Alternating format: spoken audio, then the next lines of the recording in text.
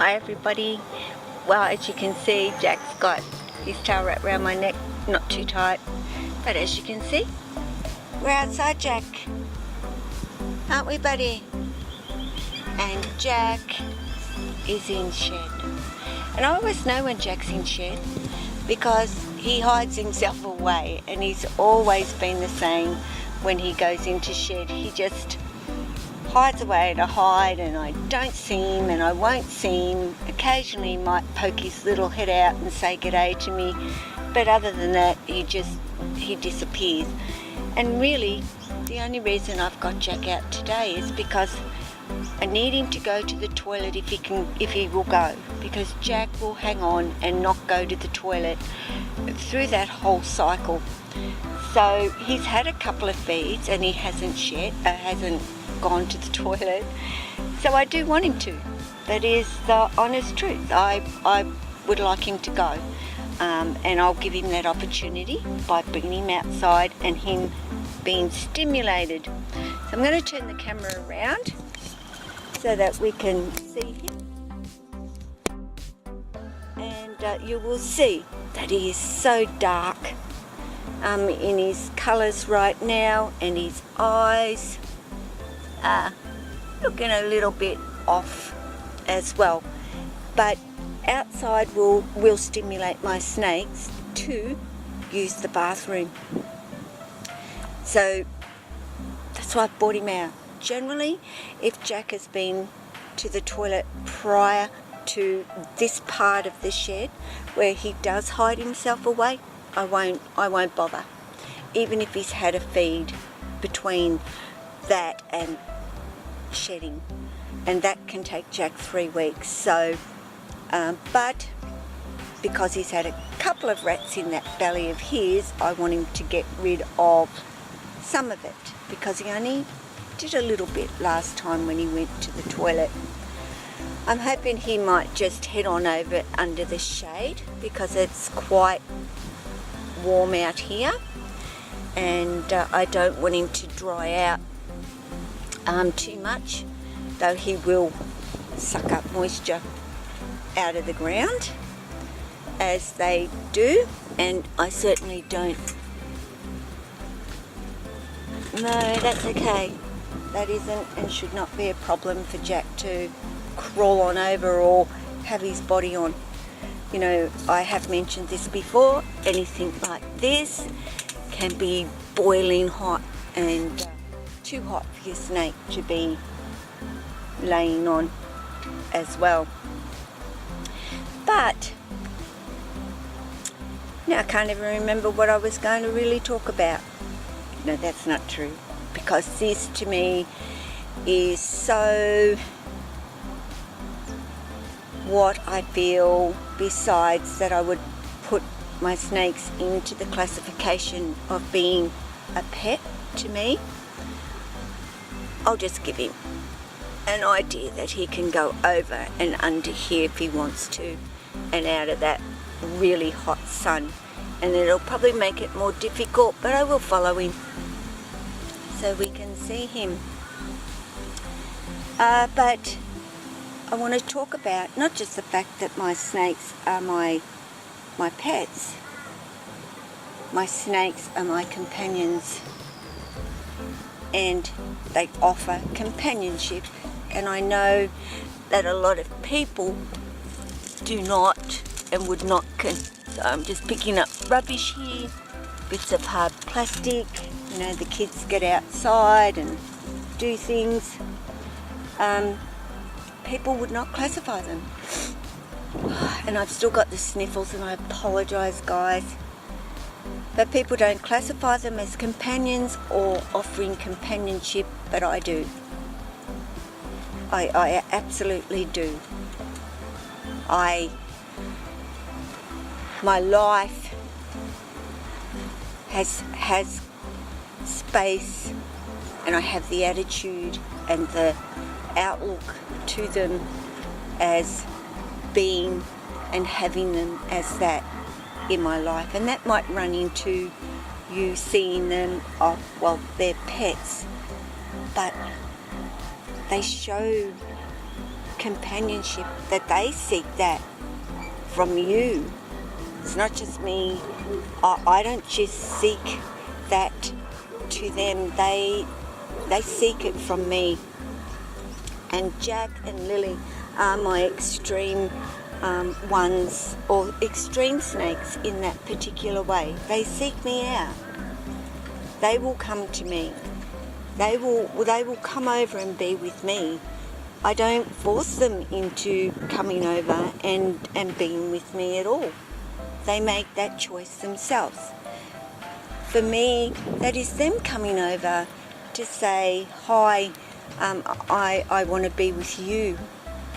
I want to hang with you. I want to be next to you. Not me forcing them to be right up next to me. And how many people do you see do that? And have to make their snake stay with them. I've got Lily, so active. It's not about her not wanting to be with me, because she will be when she chooses to be. She makes that decision for herself. But I don't ever force her to do that. I don't need to, because I know she will actually offer that to me. Jack, on the other hand, he seeks me out for it. He's the one that comes over to me. He is the one that sits on me and lays on me and stays there and happy to just stay there. I'm not touching him, I'm not holding him, I am not gripping him, I'm not doing anything. He just says, yeah, I'm here, and I'll hang with you for a while. So, yes, they are my companions, and I believe I am their companion because I offer them companionship. And yes, that is about the time I spend with them and the things that I do with them, and that they've learnt to value me as that person in their life. And they certainly would not have that with me if I hadn't. If I just left them in their enclosures day in and day out. I want to make a point of saying, you see that in a snake, that they seek it, they want it, give it to them. A lot don't have it, and you have to work really hard. Others, you don't. They're already telling you, I want to be your friend, I like you, I really do want to be around you, I really enjoy this. Don't stick it in a box and say, well, it was nice meeting you, bud, and I'll see you in a week's time when I give you a rat to eat. That isn't how you'll get companionship, friendship, trust, bond, and the relationship that I feel that I have with my snakes. And I know for some, they don't get it and they don't see it, and they think, oh, she's reading into this snake something that really is not there at all. She just wants to see that within them. My goodness. Well, let's just see the ones that actually get stuck in a box, have absolutely nothing from their human other than a feed and their mess cleaned up for them. And let's see if that snake likes them. I guarantee you that snake doesn't. I see people getting bitten over and over and over and over again, and just blaming it on the snake and saying, oh, it's just and I won't say the words because it might be referring to somebody, but it's just feisty. That's just the species. They're known to be like that. Well, everybody said that about green tree. And I know there's, certain ones such as the sarongs that are known to be a little bit that way. But they all got tagged with it.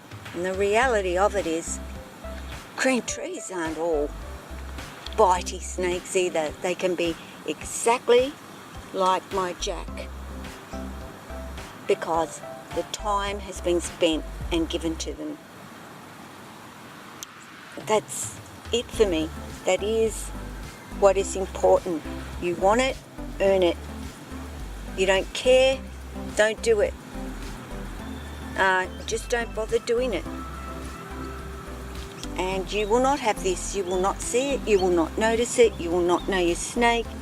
The snake will not know you, other than, oh yeah, there's this thing that gives me something to eat. What a shame. What a shame for that person to be missing out on so much of what they could have with their snake. So I asked the question, do you think that they care enough to want it in the first place? That's my question. Do they care enough to want it? Or they never wanted it? Whatever. Do you think it would be like too much like hard work? Or it's just snakes don't and aren't like that? They do not have the brain capacity to be like that with us. Well, I don't agree. I believe that they do. So, anyway, Jack hasn't been to the toilet. Might take him a little while to, they like to find their comfort zone just like us. Oh, here I go sniffling again. But really they do. Which he's finding his comfort zone now, as you can see. That tail is going. Oh no, he stopped because it's not quite okay. Almost the right spot, Mum. Yep, I'm thinking about it.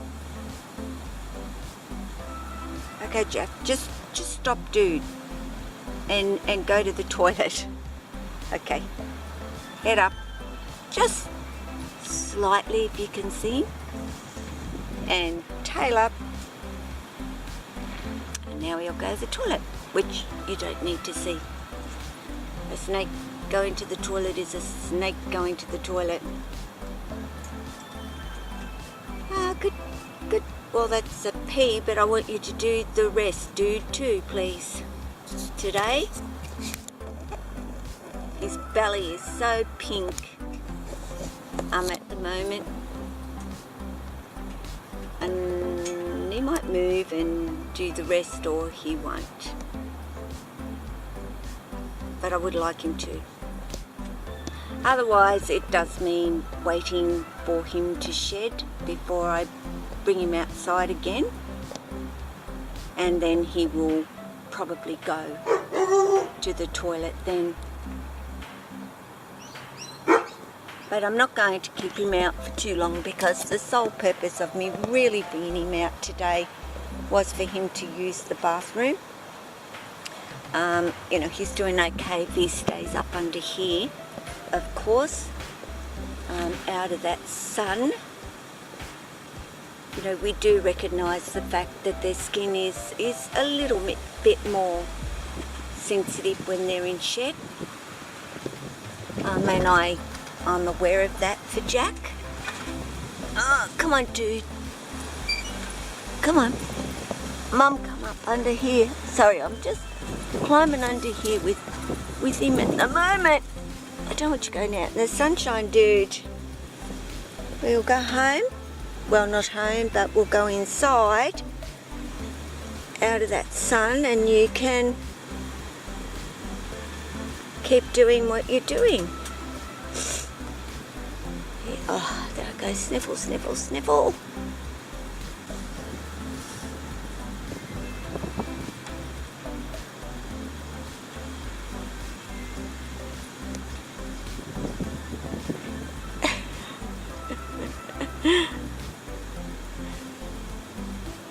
I can't really feel anything as such.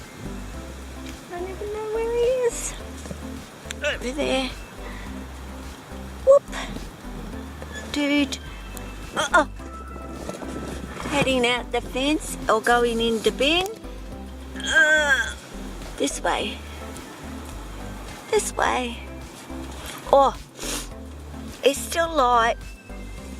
ish.